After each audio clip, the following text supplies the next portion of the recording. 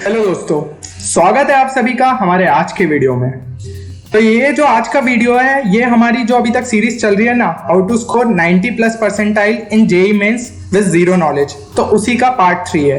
पहले पार्ट 1 में मैंने मैथ्स को कवर किया, देन पार्ट 2 में मैंने फिजिक्स को कवर किया, और फिर बहुत सारे स्टूडेंट्स की डिमांड आई कि भैया आपने फिजिक्स और मैथ्स का तो ले आए, आप केमिस्ट्री का भी ले ही आओ।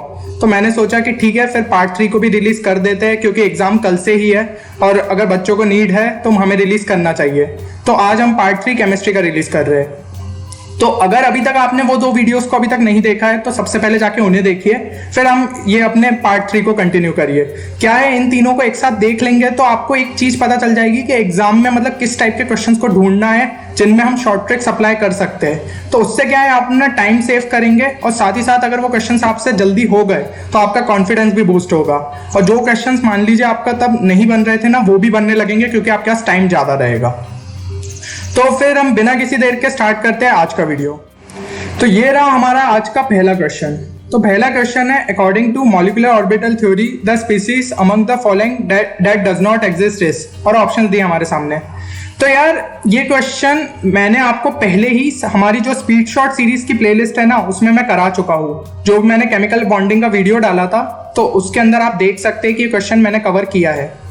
अभी जो आप टॉप कॉर्नर पे देख रहे होंगे राइट में, तो आपको लिंक दिख भी रही होगी उस वीडियो की। अगर आपने अभी तक नहीं देखा है तो सबसे पहले जाके उसे देखिए। तो उससे क्या है, आपको जो मैंने एक WATU रूल पढ़ाया है ना, वो आपको उससे क्लियर हो जाएगा। तो इस रूल के बारे में मैं आपको ब्रीफ में बता देता हूँ।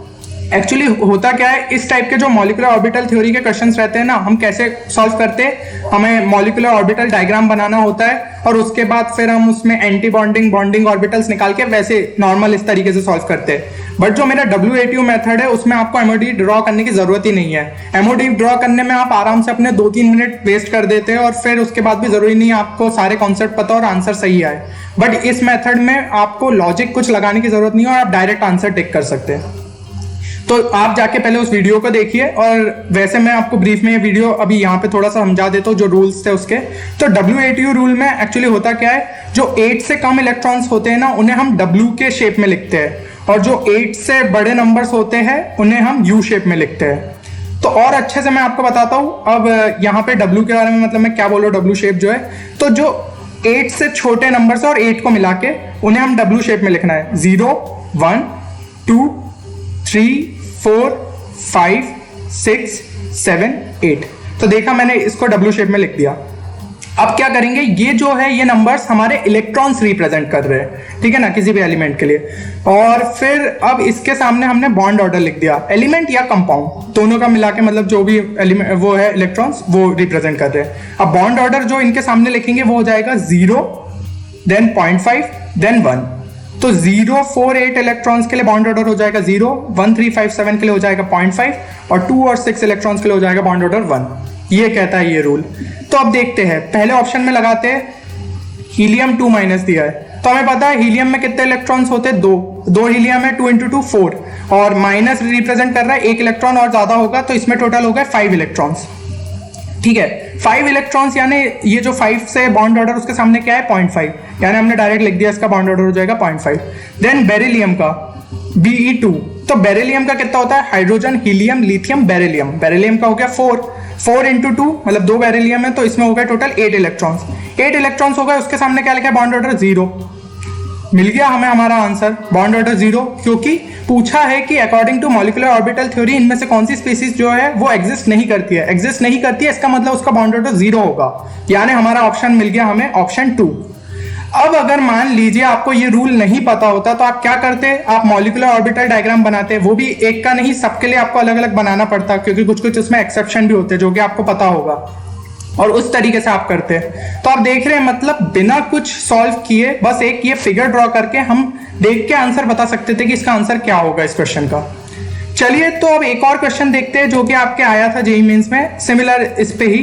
तो ये था, इसमें आपको मैच द कॉलम था और बॉन्ड ऑर्डर दिया था, मॉलिक्यूल दिया था, तो उन दोनों को मैच करना था। जो मैंने रूल आपको पिछले इसमें समझाया वो सेम रूल लगेगा, बस अब यहाँ पे ये हो जाएगा, इन सब के इलेक्ट्रॉन्स जो है वो 8 से ज्यादा है, तो अब हमें यू शेप का यूज करना है। यू शेप कैसा हो जाएगा हमारा, 8 9 10 11 12 13 then 14 देन 15, 16, 17, 18, 19 और 20। ठीक है ना। अब वही चीज करनी है, इसके आगे इसके बॉन्ड ऑर्डर लिख देंगे। यहाँ पे हो जाएगा 0, 0.5, 1, 1.5, सबको 0.5 से इंक्रीमेंट कर दीजिए। 2, 2.5, 3, ये चीज कर दी। फिर से जो इलेक्ट्रॉन्स हो गए उनके सामने वाला उनका बॉन्ड ऑर्डर हो जाएगा। 8 और 20 का 0 हो गया, 9 और 19 का 0.5, 10 और 18 का 1, 11, 17 का ये, 12, 16 का ये, 13, 15 का ये, 14 का ये। समझ गए अब यहाँ तक। अब बस हमें करना है क्वेश्चन सॉल्व। तो नियॉन का क्या हो जाएगा, नियॉन का हो गया Ne2। Ne2 मतलब हमें पता है कि इसके हो जाएंगे 10, 10 इंटू 2 20। ठीक है ना। 20 इलेक्ट्रॉन्स है तो इसका बॉन्ड ऑर्डर क्या हो जाएगा 0, यानी कि ए का हो गया थर्ड, ए का हो गया थर्ड। भैया हमारा ऑप्शन 4 तो आ गया, क्योंकि किसी और में ए में थर्ड नहीं दिया है, तो सीधा हमारा आंसर मिलेगा, हमारा 4th आंसर हो जाएगा। बाकी सब चेक करने की जरूरत नहीं है ऑब्वियसली, क्यों अपना टाइम वेस्ट करना है, क्योंकि मेथड सही है। आप बाकी को चेक कर सकते हैं और मिला के देख सकते हैं थोड़ा, अगर आपको वेरीफाई करना है, और प्रैक्टिस भी हो जाएगी इससे आपकी। और वो वीडियो को अगर आपने अभी तक नहीं देखा तो एक बार उसे देख लीजिए, क्योंकि उसमें मैंने 5 से 6 क्वेश्चन और कराए, तो आपको एक बार आइडिया मिल जाएगा कि ये रूल की प्रॉपर प्रैक्टिस हो चुकी है। तो आपसे एग्जाम में अगर इस टाइप का क्वेश्चन आया तो आपसे बन ही जाएगा। तो ये है हमारा नेक्स्ट क्वेश्चन। तो इसमें दिया है कि in which of the following pairs the outermost electronic configuration will be the same. तो हमें समझ में आ रहा है ये 3D सीरीज वाले एलिमेंट्स हैं, तो एक बार लिख लेते हैं सबको। Scandium, titanium, vanadium, chromium, manganese, Fe, cobalt, निकल, कॉपर, जिंक। ठीक है ना। अब इसमें क्या करते हैं, हमें 3D में मतलब D के वो लिख देते हैं कि D के अंदर कितने इलेक्ट्रॉन्स आते हैं। तो इसके आगे आपको याद रखने की जरूरत नहीं है, सिंपल D1 D2 लिख दीजिए। D1 D2 D3 D4 D5 D6 D7 D8 D9 और D10। ठीक है। अब एक चीज याद रखिए कि जो हमारा क्रोमियम और कॉपर है, ये दोनों एक्सेप्शंस है। तो होता क्या है, इनके 4s सबके भरे रहते हैं, तो सबके अंदर जो s के अंदर कितने इलेक्ट्रॉन्स आ सकते हैं, 2 आ सकते हैं, तो सब में 4s2 4s2 4s2 रहता है। यहाँ से लेकर आपके सब में 4s2 4s2 रहेगा। लेकिन जो हमारे एक्सेप्शंस है ना, उनके इसमें 4s में 1 इलेक्ट्रॉन कम हो जाता है और यहाँ पे 1 इलेक्ट्रॉन बढ़ जाता है, तो ये D5 हो जाता है, यहाँ 4s1। ऐसे ही कॉपर में होता है, ये D9 की जगह D10 हो जाता है और यहाँ पे 4s1। बाकी सब के अंदर 4s2 4s2 ही रहेगा।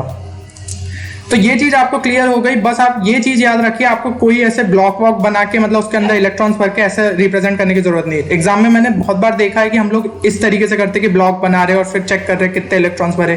तो ये टाइम वेस्ट क्यों कर रहे हो यार, सीधा बस ये याद रखो। और ये सीरीज बहुत इंपॉर्टेंट है, ज्यादातर क्वेश्चन इसी में से आते हैं 3D के अंदर में से, तो ये चीज हमें पता है। अब देखना है कि उन्होंने पूछा है कि आउटर मोस्ट इलेक्ट्रॉनिक कॉन्फ़िगरेशन किसकी सेम रहेगी। तो यहाँ पे निकल 2+ और कॉपर प्लस दे दिया। निकल 2+ यानी कि जो 4s है उसके 2 इलेक्ट्रॉन हमें कम कर देना है और कॉपर का 4s का 1 इलेक्ट्रॉन कम कर देना है। तो D8 D10 ये दोनों सेम नहीं है, फर्स्ट हटा दो। इसी तरीके से Fe2+ और कॉपर प्लस देख लेते हैं। तो SS के तो कैंसिल हो गए और Fe का है D6 और कोबाल्ट का है D7। सेकेंड भी हमारा आंसर नहीं है। क्रोमियम प्लस और मैग्नीज 2+, क्रोमियम का 1+ 4s से 1 चला गया, मैग्नीज 2+, यहाँ पे ये 2 4s2 चले गए, तो D5 D5, यानी कि हमारा आंसर हो गया थर्ड। मतलब आपको कुछ नहीं, कोई ऐसा नहीं कि वहां पे बैठ के अपना 3D का वो प्रॉपर ड्रॉ कर रही है, 5 ब्लॉक बनाए फिर एक एक इलेक्ट्रॉन बने, कुछ नहीं, सिंपल सा ये रिप्रेजेंटेशन रखिए। और ये चीज पता है ना यार, प्रैक्टिस करते जाओगे ना इस टाइप के क्वेश्चंस, तो ये चीज ऐसे दिमाग में हो जाती है, बनाने की भी जरूरत नहीं है, डायरेक्ट याद आता है अच्छा Fe D6 है, चलो फिर आगे बढ़ो, इस टाइप से रहता है। तो भाई प्रैक्टिस जितनी ज्यादा करेंगे हमें ये शॉर्ट ट्रिक्स अपने आप लगाने में आसानी रहेगी। तो हमारा अगला क्वेश्चन है the calculated magnetic moment spin only value for species, ये जो दे के रखी है रिस्पेक्टिवली R, और ये हमारी वैल्यूज दी है। तो यार मैग्नेटिक मोमेंट का एक ही फॉर्मूला हमें पता है, μ=√n × n+2, और यहाँ पे n क्या हो जाता है हमारा नंबर ऑफ अनपेयर्ड इलेक्ट्रॉन्स। ठीक है ना, ये बहुत ही बेसिक फॉर्मूला है, आपकी केमिस्ट्री एनसीईआरटी बुक में भी दिया है, आपने कई बार देखा होगा ये। तो अब क्या करना है, हमें पता है कि जो n है वो इंटीजर ही रहेगा, क्योंकि इलेक्ट्रॉन की वैल्यू जो है वो इंटीजर में ही रहती है। तो एक काम करते हैं ना, ये सारी वैल्यूज को हम याद रख लेते हैं। कितना फायदा होगा मैं आपको बताता हूँ इस चीज से। तो n = 0 पे ये क्या हो जाएगा 0, म्यू हो गया 0। n = 1 पे क्या हो जाएगा √1 × 1+2, दैट गिव्स अस √3, तो वो हो गई 1.73। n = 2 पे क्या हो गया √2 × 2+2 √8, तो उसकी वैल्यू हो जाती है हमारी 2.83। इजी है याद रखना। यहाँ पे तो इंटीजर्स हमारे कंटिन्यूसली 1 2 3 4 5 चलेंगे। ये जो है डेसिमल साइड वाला ये 10 से इंक्रीमेंट हो गया है ना। अब n इजिकल टू 3 तो ये हो जाएगा हमारा 3.87, ये डेसिमल साइड हो गई 4 से इंक्रीमेंट। n इजिकल टू 4 पे हो जाएगा root over 4 into 4 plus 2 that's give us कितना हो जाएगा रूट 24, तो वो हो जाएगा 4.9, ये 3 से हो गया हमारा increment. n is equal to 5, n is equal to 5 डालिए तो ये हो जाएगा हमारा 5.92, ये कितने से इंक्रीमेंट हो गया 2 से। इस तरीके से याद रख सकते हो और बहुत इजी वैल्यूज है। आप जब ज्यादा क्वेश्चंस प्रैक्टिस करेंगे ना अपने आप आपको याद हो जाएगी ये सारी वैल्यूज, ठीक है। तो ये चीजें हमें अगर पता है तो अब देखते हैं हमें क्वेश्चन में आसानी हो जाएगी इस चीज से। अब मेरे को पता है कि यहाँ पे पहला ऑप्शन अगर मैं देखता हूँ तो इसकी मैग्नेटिक मोमेंट दिया 5.82, तो ये तो हो ही नहीं सकता क्योंकि n इजिकल टू 5.92 है और n इजिकल टू 4.9 है, उसके बीच में थोड़ी हो सकता है, कोई और वैल्यू n की डलती ही नहीं है। तो यानी कि ऑप्शन 1 तो एलिमिनेट हो गया, ऑप्शन 1 एलिमिनेट हो गया। अब सेकंड चेक करते हैं 4.9, 0, 1.73, ये तीनों वैल्यूज है इसमें, तो सेकंड हो सकता है 5.92, 4.9, बाकी ये भी है 4.9, 0, 2.83, ये वैल्यूज भी है, यानी कि बाकी तीन ऑप्शंस एलिमिनेट नहीं हो रहे बट फर्स्ट ऑप्शन एलिमिनेट हो गया। तो अब चांसेस है कि अगर हम तुक्के मार रहे हैं तो हमें सेकंड, थर्ड या फोर्थ में से ही मानना है, फर्स्ट नहीं मानना है। इस तरीके से हमने एक ऑप्शन एलिमिनेट कर दिया। अब अगर किस्मत अच्छी होती ना तो दो ऑप्शन शायद हमारे एलिमिनेट हो जाते और फिर हमें ज्यादा अच्छे मतलब प्रोबेबिलिटी मिलती है कि हमारा आंसर सही हो। पर ठीक है, अभी 3 ऑप्शन है, अब करते हैं क्वेश्चन को किस हिसाब से अप्रोच करना है। फर्स्ट को हटा दो, देखना ही नहीं है। अब हमें यह देखना है कि इन तीनों ऑप्शंस में ऐसी कौन सी वैल्यू है जो कि तीनों में ही अलग है। तो वो कौन सी है? 4.9 कॉमन है, 0 कॉमन है, बट यहाँ पे तीनों वैल्यू जो है वो अलग है, 1.73, 0, 2.83। तो हमें सॉल्व सिर्फ MnO4 2- के लिए करना है। बाकी लोग क्या करेंगे, वो तीनों के लिए सॉल्व करेंगे और अपना टाइम वेस्ट करेंगे। बट हमें दिख रहा है कि हमने एक ऑप्शन एलिमिनेट कर दिया, तो हमें सिर्फ MnO4 2- के लिए करना है, ठीक है। अब यहां से हमें पता चल रहा है Mn के कितना हो जाएगा, Mn 6+ हो जाएगा, ठीक है ना। तो Mn 6+ के लिए मैंने आपको पिछले इसमें वो जो फिगर बनाया था उसमें हमने देखा था कि Mn का क्या होता है। वैसे तो अपना 3d5 और 4s2 बोला था, 4s2 भरा होता है। अब इन्होंने 6+ बोल दिया तो 6 इलेक्ट्रॉन कर दो, इसके 2 चले गए और बाकी के 4 इसमें से चले गए, तो वो क्या बच गया, D1। सिर्फ एक बचा है, एक अनपेयर्ड इलेक्ट्रॉन, एक अकेला इलेक्ट्रॉन। तो हमारी वैल्यू क्या हो जाएगी, 1.73। सीधा यहाँ पे उठा के देखी और यहाँ पे हमारा ऑप्शन जो है वो सेकंड आंसर हो जाएगा।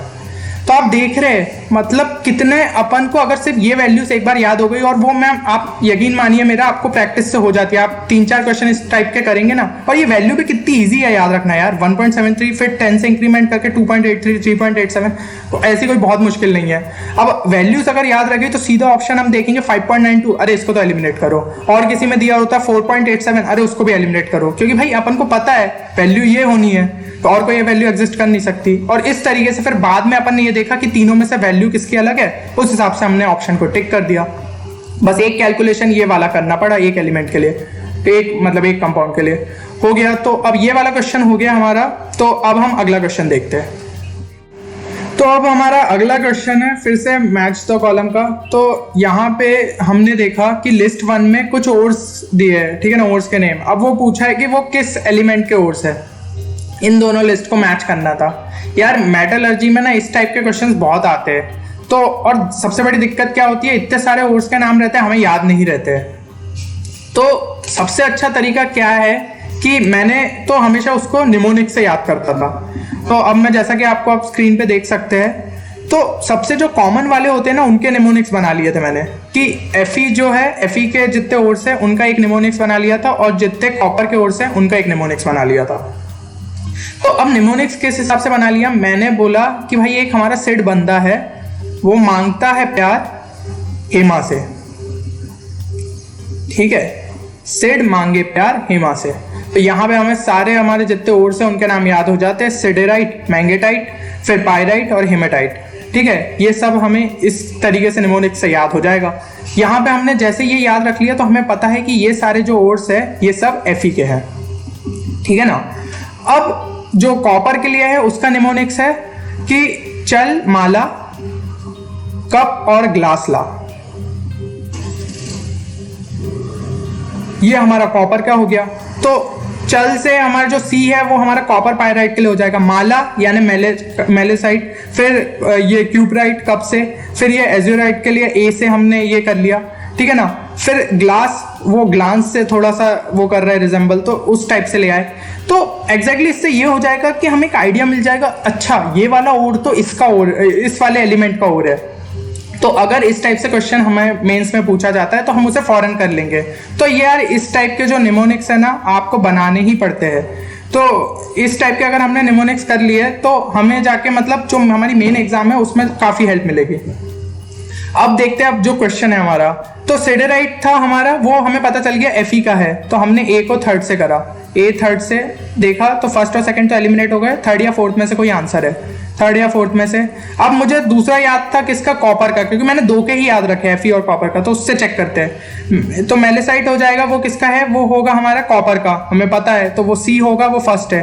अब चेक करते थर्ड और फोर्थ में किसमें सी फर्स्ट दिया है, तो वो थर्ड में दिया है, यानी कि हमारा आंसर हो जाएगा थर्ड। तो आप देख रहे हैं मतलब यार जो इनऑर्गेनिक है उसको मतलब ऐसा कोई ट्रिक नहीं है, बट निमोनिक्स की मदद से हम उनको ऐसे रट सकते हैं कि कुछ वैल्यू, और ऐसी स्टोरी टाइप बनाते हो ना आप मतलब कुछ निमोनिक्स की हेल्प से, तो आपको याद रहता है आसानी से। और एग्जाम में यार आपको मतलब इनऑर्गेनिक तो यार इसी तरीके से निकलेगी। तो इस टाइप के निमोनिक्स बनाइए, जैसे अब मेरे लिए इसमें एक निमोनिक बन गया था तो मैंने वो आपको दिखाया इस क्वेश्चन के रिस्पेक्ट में। ऐसे ही आप जो भी क्वेश्चन होते हैं उनके हिसाब से निमोनिक्स बनाइए ताकि वो आपको हेल्प करे आपकी मेन एग्जाम में। अब हमारा जो अगला क्वेश्चन है वो ये ऑर्गेनिक केमिस्ट्री का है। तो इसमें दिया है हमारा ये कंपाउंड और यहाँ पे हमारे जो रिएजेंट्स है जिंक HCl, Cr2O3, 773 केल्विन और ये सब कंडीशंस दिए। Considering the above reaction the major product among the following is, और हमारे ऑप्शंस हमारे चार आपके सामने है। मैं मान लेता हूँ यार आपको ऑर्गेनिक में दिक्कत है और आपको नहीं याद है कि इस वाले रिएजेंट की मदद से इसमें क्या होगा, तो भी पता है आपसे क्वेश्चन शायद सॉल्व हो जाता। आप इस वाले कंपाउंड के अंदर कार्बन्स गिनिए, कितने हैं, 1 2 3 4 5 6 7 8, इसके अंदर 8 कार्बन्स है। अब एक बार रिएजेंट्स को थोड़ा गौर से देख लीजिए, जिंक HCl, Cr2O3 और कुछ कंडीशंस दिए है ना, टेम्परेचर और प्रेशर की, तो ये चीजें दी है। इन रिएजेंट्स में से कहीं भी कार्बन है, नहीं है, हमारे पास कोई भी कार्बन नहीं है। इसका मतलब जो हमारा रिएक्टेंट है उसके अंदर और कार्बन तो नहीं जोड़ सकते, ठीक है ना। यानी जो प्रोडक्ट है उसमें या तो 8 कार्बन रहेंगे या उससे कम, क्योंकि कम के लिए कंडीशंस होती है कभी कभी, है ना, जो डीकार्बोक्सिलेशन रहती है उसमें कार्बन कम हो जाता है, तो ऐसी कुछ रहती है, तो उस केस में हो जाता है। लेकिन कम से कम 8 तो कार्बन रहेंगे ही रहेंगे। चेक करते हैं हमारे एक बार ऑप्शंस। फर्स्ट ऑप्शन में कितना है, ये जो बेंजीन रिंग है इसके तो हो गए 6, फिर यहाँ पे 7 8 9, फर्स्ट ऑप्शन में 9 है। मैंने अभी बोला कार्बन बढ़ थोड़ी जाएगा जब रिएजेंट में कोई कार्बन एक्स्ट्रा नहीं है, तो ये तो हमारा कैंसिल हो गया। सेकंड में कितने, 6 और 2 8, तो ये पॉसिबल है। थर्ड वाले केस में कितने, 6 और 3 9, ये भी हट गया। चौथे वाले केस में कितने, 6 और 2 8, ये भी पॉसिबल है। तो आपने देखा कि 2 ऑप्शंस तो मैंने इस तरीके से ही एलिमिनेट कर दिए। मुझे नहीं पता था कि ऑर्गेनिक की ये जो रिएक्शन ये कैसे होती है, कोई मैकेनिज्म भी नहीं पता है, फिर भी मैंने ये क्वेश्चन को मतलब आधा तो कर ही दिया है। मतलब 50% चांस है अगर मैं कोई तुक्का मारूंगा तो ये सही हो जाएगा। लेकिन आप थोड़ा सा और लॉजिक लगाते हैं। यहाँ पे आप देख रहे हैं, अगर दोनों ऑप्शंस को ध्यान से देखेंगे हमारे सेकंड और फोर्थ, तो यहाँ पे 2 मिथाइल ग्रुप ऐसे अकेले अकेले से आए रिंग पे, ठीक है ना। ये पता है कि ये कंपाउंड कुछ ना कुछ रिएक्शन ऐसी होगी कि इसमें रिंग बन जाएगी। बट यार अब इसमें देखोगे फोर्थ ऑप्शन में, तो यहाँ पे CH2CH3 एक कंबाइंड ग्रुप अलग से है, ठीक है ना। और अगर इस रिएक्टेंट को ध्यान से देखोगे, ये जो रिएक्टेंट बना है, तो इसमें हमारे जो यहाँ पे एक ऐसे CH2CH3 ऐसे अलग अलग से है, तो हो सकता है जब रिंग बने तो CH2CH3 वाला ग्रुप तो अलग से बच ही जाएगा, क्योंकि कोई भी एक साइड से ऐसे रिंग पूरी फोल्ड होकर बनेगी तो CH2CH3 कंबाइंड ग्रुप होगा, वो ऐसे अलग अलग नहीं हो जाएगा। यानी थोड़ा सा और लॉजिक लगा के हम फोर्थ ऑप्शन को टिक कर सकते थे।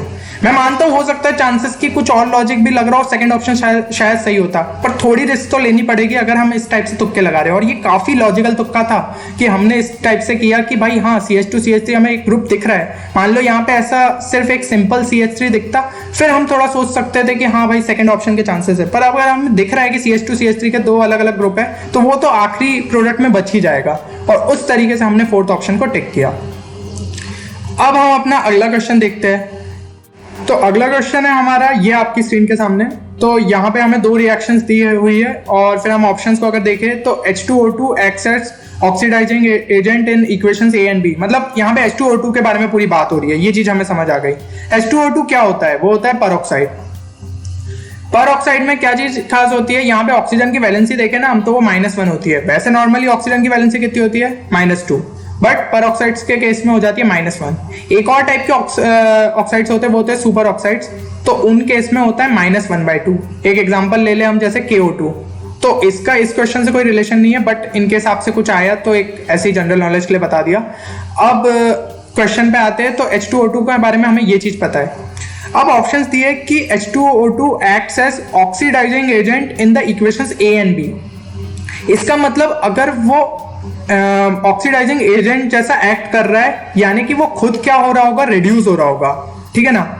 तो मतलब हमें ये चेक करना है कि H2O2 एक्चुअली हो क्या रहा है, वो रिड्यूस हो रहा है या फिर ऑक्सीडाइज हो रहा है। उस बेसिस पे हम जज करेंगे कि अगर वो रिड्यूस हो रहा है तो वो हो जाएगा हमारा ऑक्सीडाइजिंग एजेंट, और खुद ऑक्सीडाइज हो रहा है तो वो रिड्यूसिंग एजेंट। इस टाइप से हमें इस क्वेश्चन को सॉल्व करना चाहिए, ठीक है। लोग नॉर्मली क्या है, दूसरे कंपाउंड का, अच्छा वो दूसरे को रिड्यूस कर रहा है या ऑक्सीडाइज कर रहा है तो उसके बारे में चेक करेंगे। पर यहाँ पे आपको जब H2O2 के बारे में इतनी जानकारी है कि वो -1 रहती है वैलेंसी, तो हमें इस टाइप से अप्रोच करना चाहिए इस क्वेश्चन को।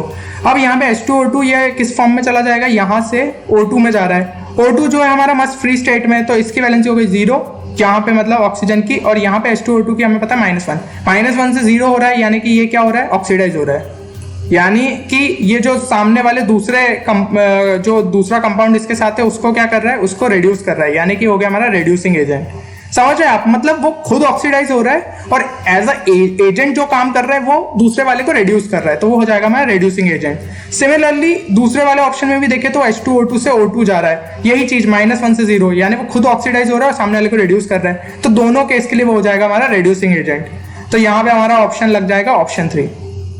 तो देखा, कुछ ज्यादा नहीं था इस क्वेश्चन में, पता होना था कि परऑक्साइड की वैलेंसी कितनी है, और उस हिसाब से हमने देखा कि भाई ये H2O2 से O2 में जा रहा है -1 से 0, और सिंपली हमने कर लिया कि अच्छा ये खुद तो ऑक्सीडाइज हो रहा है, सामने वाले को इसका मतलब वो रिड्यूस कर रहा है, तो ये हो जाएगा हमारा रिड्यूसिंग एजेंट। अब बढ़ते हैं हम अपने अगले क्वेश्चन पे। अगला क्वेश्चन है हमारा, the formula of a gaseous hydrocarbon which requires 6 time of its own volume of O2। तो जैसा जैसा हम पढ़ रहे हैं हम लिखते जाते हैं। तो यहाँ पे हमें हाइड्रोकार्बन जो है वो CXXY HY प्लस उसके साथ ऑक्सीजन मिलाया, तो हमें पता है हमारी नॉर्मल रिएक्शन क्या होती है। हाइड्रोकार्बन को जलाते हैं तो क्या होता है, उसको मतलब ऑक्सीजन में तो ये CO2 प्लस थोड़ा सा पानी निकलता है, ठीक है। अब लोग क्या करेंगे, इसको बैलेंस इक्वेशन और उस टाइप से लिखेंगे। हमें यार वो चीज नहीं करनी है, हम पढ़ते पढ़ते जो इन्फॉर्मेशन मिल रही है उस हिसाब से इस क्वेश्चन को सॉल्व करेंगे। तो ये बोल रहा है कि जो उसकी खुद की वॉल्यूम है उससे 6 टाइम्स ज्यादा वॉल्यूम उसको O2 के लिए चाहिए, then produces 4 times its own volume of CO2। अगर वो खुद V का है तो वो कितना प्रोड्यूस कर रहा है? 4V। खत्म। अब क्वेश्चन यहाँ पे हम आराम से इसकी मदद से सॉल्व कर सकते हैं। हमें क्या करना है, जो हमारे एलिमेंटल कंपोजिशन है ना उनको सेम करना है। यहाँ पे कार्बन का कितना हो गया? VX, ठीक है ना। वॉल्यूम हमें इसको यहाँ पे इसके बराबर कर देना है, तो इसका एक ही कार्बन है तो ये हो जाएगा 4V के बराबर। तो हमारा X तो वैल्यू मिल गई हमें 4। सिंपली मतलब अगर X की वैल्यू पूछी होती तो यहाँ पे आप फॉरेन टिक करके आगे बढ़ते हैं। अब हमें पूछा है क्वेश्चन में Y की वैल्यू, तो क्या करेंगे, हमें Y के साइड को बैलेंस करना है। तो VY इजिकल टू क्या, यहाँ पे तो यार वॉल्यूम दिया नहीं है, तो एक काम करो ना, सारे ऑक्सीजन को बैलेंस कर दो तो हमें ये वाली भी वैल्यू मिल जाएगी। ये हो जाएगा 2 × 6V यानी कि 12V, और यहाँ पे 2 × 4V 8V। और यहाँ पे फिर क्या होना चाहिए, यहाँ पे अगर लेफ्ट हैंड साइड पे 12V है ऑक्सीजन की सारी, और यहाँ पे कितना है 8V, तो इसके लिए कितना बचा? 12 - 8 दैट इज 4V। खत्म। अब H को भी बैलेंस कर दो, VY is equal to 2 × 4V that is 8V। मतलब 2 स्टेप के अंदर आंसर आएगा, 2 भी नहीं, मैं तो कहूंगा 1 स्टेप के अंदर। यार लिखने का ये तो फालतू में लिख रहे हैं, यहाँ तो देखते से हम बता सकते थे ऑप्शन को, मन ही मन कैलकुलेशन हो जाती है। तो ये क्वेश्चन यार इंटीजर में आएगा तो क्यों छोड़ना इस टाइप के क्वेश्चन, फॉरेन टिक करो। लोग सोचते हैं भाई मोल कॉन्सेप्ट का होगा, ये होगा, बैलेंस करनी पड़ेगी और अच्छा खासा टाइम लगेगा, तो अभी इसको बाद में देखेंगे। फिजिकल केमिस्ट्री के यार ऐसे क्वेश्चन मिले ना उनको बिल्कुल मत छोड़ना। होगा क्या, इंटीजर में कितने हमें क्वेश्चंस रहते हैं, 10 क्वेश्चन रहते हैं, ठीक है। अब उनमें से 5 क्वेश्चन अटेम्प्ट करने हैं, तो मेरी सलाह तो यही रहेगी कि भाई पहले ऑर्गेनिक इनऑर्गेनिक के देखो, बन रहे अच्छे ही बात है क्योंकि उनमें टाइम कम लगता है, तो कम से कम 2-3 क्वेश्चन उसके कर लो। फिर उसमें से एक से जो 2 से 3 क्वेश्चन हमें फिजिकल के जो सबसे इजीएस्ट हो ना, इस टाइप के जिसमें टाइम भी कम लगे और हम कोई अपनी शॉर्ट ट्रिक लगा के उसको फटाफट कर ले, मनी मन कैलकुलेशन, उस टाइप के क्वेश्चन ढूंढो। तो वो इनमें से एक ये था क्वेश्चन। अब हमारा ये अगला क्वेश्चन देखते हैं, तो इसमें दिया है इन पॉलीमर ब्यूना एस। पहली बात सुनो, ये पॉलीमर का नेम है, ठीक है ना। अब इसमें पूछा है कि ये जो एस है ये स्टैंड्स फॉर, यार ठीक है, मुझे मान लो नहीं पता कि यार ये पॉलीमर के इसमें जो ये एस है वो किस चीज के लिए स्टैंड करता है, पर एक बार ऑप्शंस देखो, ऑप्शंस कितने मजेदार बनाए उन्होंने। पहला ऑप्शन दिया स्ट्रेंथ। स्ट्रेंथ क्या होती है भाई? स्ट्रेंथ होती है किसी भी एलिमेंट के अंदर एक टाइप की प्रॉपर्टी कभी नाम में देखा है कि किसी चीज के? नहीं देखा, हटाओ इसको। फिर सेकंड ऑप्शन दिया है हमारा सल्फोनेशन। सल्फोनेशन क्या होती है? एक टाइप की प्रोसेस होती है, ठीक है ना, ऑर्गेनिक में, तो उसकी मैकेनिज्म वाइज प्रॉपर लिखते हैं। कभी देखा है किसी के नेम में हमने कोई प्रोसेस डाल दी हो? नहीं, हटाओ इसको भी। थर्ड है स्टाइरीन। नाम सुना सुना सा लग रहा है ना, एनसीईआरटी में बहुत बार आता है जब पॉलीमर्स का चैप्टर पढ़ते हैं, तो इसको अभी के लिए रखो, हो सकता है ये हो। फोर्थ वाला ऑप्शन एक बार और देख लेते हैं, सल्फर। भाई सल्फर को हम रिप्रेजेंट एस से जरूर करते, पर वो मतलब ऐसे क्यों लिखेंगे एलिमेंट का नाम सीधा ब्यूनो सल्फर? कोई मतलब सेंस ही नहीं बैठ रहा है उस चीज का। तो ऑब्वियसली हमारा जो आंसर होगा ना वो स्टाइरीन होगा। इसी टाइप से एक और आपका पॉलीमर होता है ब्यूना एन। तो उसमें ये जो एन है ना, ये नाइट्रोजन के लिए स्टैंड नहीं करता, नाइट्राइल के लिए स्टैंड करता है। अब हो सकता है मतलब क्वेश्चन बदल के दे दिया ये वाला, तो ये चीज मैंने आपको बता दी। तो यहाँ पे लॉजिक सा, फिर वो एन से रिलेटेड कुछ भी मतलब थोड़ा ऐसे फालतू से ऑप्शन बना दिए मान लो, तो हमें फॉरन टिक करना आना चाहिए कि भाई ये तो नाइट्राइल होगा, और इस तरीके से हम क्वेश्चन करके आगे बढ़ो। तो यार अब वीडियो इसी पॉइंट पे हमें एंड करना पड़ेगा। तो आपने देख लिया मतलब कि किस टाइप के क्वेश्चंस आप मतलब जेईई मेंस में अगर इस टाइप के क्वेश्चंस आप अपने मार्च अटेम्प्ट में करते हैं तो आप मतलब काफी ज्यादा मार्क्स गेन कर सकते हैं, ठीक है। तो ऐसे क्वेश्चंस को आप मतलब कुछ बच्चों ने कमेंट सेक्शन में लिखा था कि ऐसे क्वेश्चंस को हम ढूंढे कैसे, तो उसका सिर्फ एक ही जवाब है, प्रैक्टिस जितनी ज्यादा करेंगे उतने ज्यादा हम इस टाइप के कुछ मेथड्स डिस्कवर करेंगे, तो फिर हमें ये मतलब जो हमारा चीज है ये हमें आने लगेगी। मतलब अब जैसे मैंने वो WATU मेथड बताया ना, तो ये यार मैं अपनी 12th के प्रिपरेशन के टाइम करता था, मुझे बहुत दिक्कत होती थी, मुझे MOD से बहुत ज्यादा चिढ़ थी कि भाई ये क्या अजीब सी चीज है, मतलब इतना टाइम लगता है, टाइम कंज्यूमिंग, और चीजें उतने अच्छे से क्लियर भी नहीं हो रही। तो मैंने सोचा जब उसमें सिमिलर टाइप के क्वेश्चंस आते हैं तो यार अपना खुद से एक मेथड वो कर सकते हैं डिस्कवर, और तब जाके WATU मुझे समझ आया कि भाई इस टाइप का एक मेथड बना लेते हैं, और वही मैंने आपको भी सिखाया। तो इस टाइप से यार आप खुद से भी अपने मेथड्स बना सकते हैं। तो मतलब अभी तक जो हमने तीनों पार्ट में सीखा है उसको आप अपने जो दूसरे शिफ्ट के पेपर्स हैं उनमें भी इंप्लीमेंट कीजिए, आपसे बहुत सारे क्वेश्चंस बनेंगे और आप खुद से कर पाएंगे। बाकी हम इस टाइप के और वीडियोस लाने की कोशिश करेंगे जिस हिसाब से यार हमें भी टाइम मिलेगा, ठीक है। तो बाकी all the best for tomorrow, और मतलब जिन जिन की भी शिफ्ट का पेपर है वो लोग फोड़ के आना, और बाकी जिनके अगले शिफ्ट के लिए वो भी थोड़ा इन टिप्स को देख के रिवाइज करो, और कुछ जो पुरानी शिफ्ट के पेपर है उनमें ट्राई करो कि ये ट्रिक्स लगा पा रहे हो क्या। तो फिर मिलते हैं अगले वीडियो में फिर कोई नई ट्रिक्स के साथ, तब तक आप अपना ख्याल रखिए। जय हिंद।